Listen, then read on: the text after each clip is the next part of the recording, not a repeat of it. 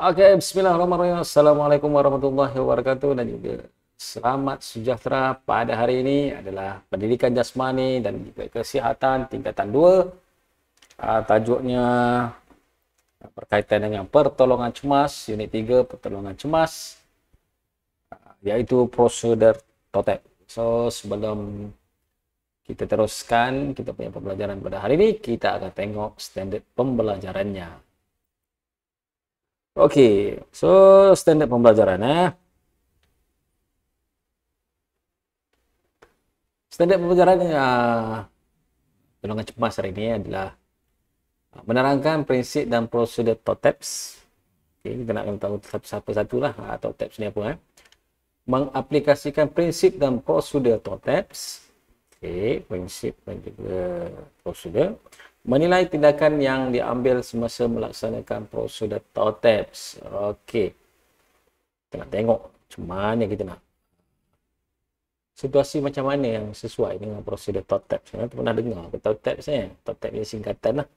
TOTAPS. Okey, pertolongan cemas atau bantuan permulaan merupakan prinsip dan prosedur yang digunakan untuk individu yang masih dalam keadaan sedar atau tidak sedar. Ini maksudnya bantu mula.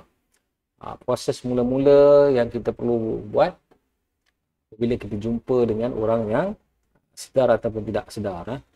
Di samping itu, unit ini memfokuskan kepada prinsip prosedur TOTEPS, TOTAPS serta tindakan yang bersesuaian mengikut situasi kecemasan. Di samping itu, terdapat beberapa jenis pengurusan kecederaan seperti RICE, RICE dan Dr. ABC, DRABC yang dapat membantu mengenal pasti panduan untuk mengaplikasi dan mengurus kecederaan. Okey, nanti tapi untuk hari ini kita punya fokus adalah prosedur TOTEPS. Okey. So kita nampak ada pelajar yang sakit kat situ lah ya, ditunjukkan kat situ. Okey. Okey. Prinsip pertolongan cemas ini diaplikasikan kepada individu yang mengalami kecederaan dan mangsa berada dalam keadaan sedar. Ini yang penting ni. Yang mengalami kecederaan dan mangsa berada dalam keadaan sedar. Itu prosedur ini kita pakai. Prosedur ini khusus untuk memastikan kita mengikut langkah demi langkah dalam mengurus atlet atau pemain yang mengalami kecederaan. Ini sesuai untuk atlet atau pemain yang mengalami kecederaan. Okay. Yang pertama sekali prosedur yang pertama TOTEPS adalah T. T itu bermaksud talk. T ini bermaksud talk, cakap. Okay, bercakap dengan mangsa, tanya mangsa mengenai kecederaan yang dialaminya. Kalau dia memang untuk sedar, jadi dia masih boleh bercakap, so kita tanya sama mana sakit, sama mana ini, sama mana teruk ataupun tak teruk kan. Okey, itu prosedur yang pertama adalah talks. Okey, yang kedua observe, kita perhatikan. O yang ke, TOTEPS tu O. Okey, observe. Observe ni maksudnya kita perhatikan dan periksa tempat kecederaan mangsa. Pastikan tahap kecederaan mangsa. Jika kecederaan yang berlaku agak serius, prosedur seterusnya tidak perlu dilakukan. Mangsa perlu dirujuk ke hospital dan pakar perubatan. Serius je, telefon ambulan. Itu terbaik jangan pandai-pandai sendiri angkat patah. Pula ni disusah So yang seterusnya T yang seterusnya. T touch, sentuh. Touch T. Sentuh bahagian yang disyaki mengalami kecederaan dengan berhati-hati. Maklumkan kepada mangsa terlebih dahulu untuk mengelakkan daripada mangsa terkejut dengan sentuhan yang dilakukan. Okey, kita sentuh dekat mana yang dia rasa sakit. Kita akan tanya lagi lah. Macam mana kesakitan tersebut.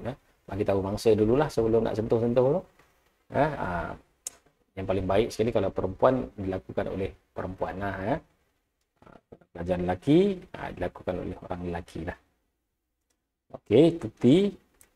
So kita akan tengok A. Langkah yang keempat adalah A.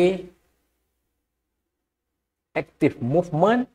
Minta mangsa melakukan pergerakan aktif bagi mengesan tempat dan tahap kecederaan. Jika pergerakan terhad dan sakit, mangsa perlu diberikan rawatan.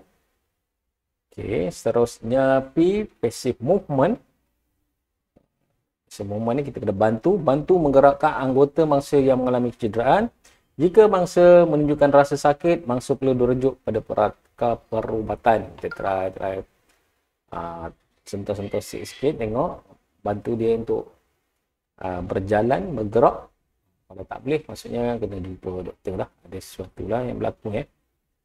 Skill test. Kita test.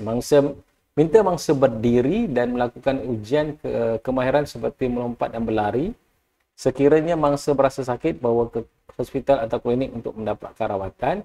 Jika mangsa tidak mengadu kesakitan, maka boleh meneruskan aktiviti. Kalau tak sakit lah, boleh teruskan aktiviti. Kalau tidak, lebih baik kita rehatkan dia, duduk dekat tepi lah. Okey, so kita tengok ni.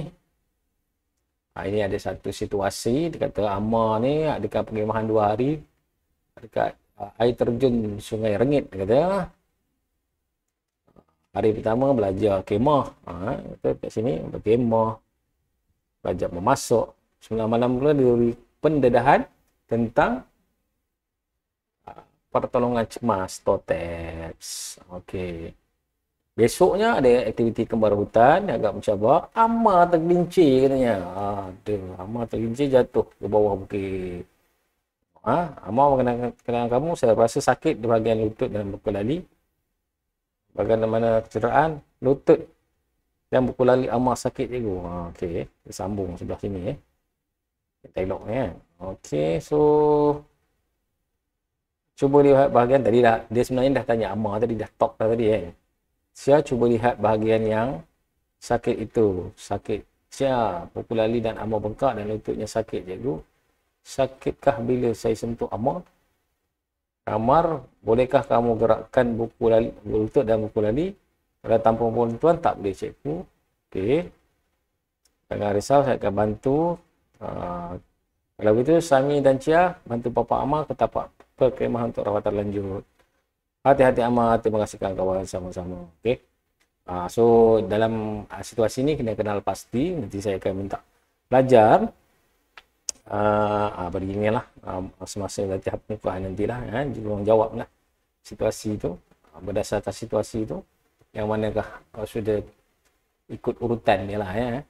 Okey, itu saja daripada saya untuk kelas PDPR Pendidikan Jawatan Seni Tingkatan 2. Kita akan jumpa pada kelas akan datang. Sekian, terima kasih. Assalamualaikum dan juga selamat sejahtera.